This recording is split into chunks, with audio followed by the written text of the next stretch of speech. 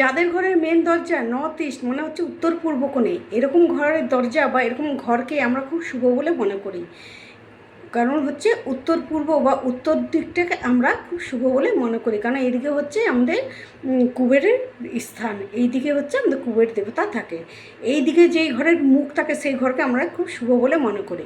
এরকম ঘরের দরজার আগে কখনো নোংরা বা ডাস্টবিন বা কোনো ঝাড়ু কোনো কিছু রাখবে না। এরকম ঘরের দরজার আগে সবসময় পরিষ্কার পরিচ্ছন্ন রাখো।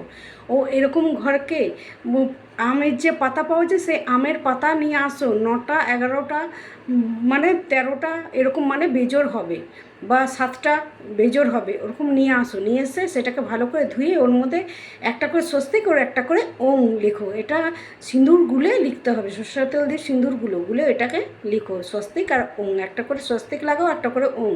ওইটাকে লাল সুতার মধ্যে ওটাকে বাঁধতে হবে, বেঁধে ওইটাকে সেই দরজার উপরে সেখানে টাঙিয়ে দিতে হবে, মানে বন্ধের বার বানিয়ে দিতে হবে।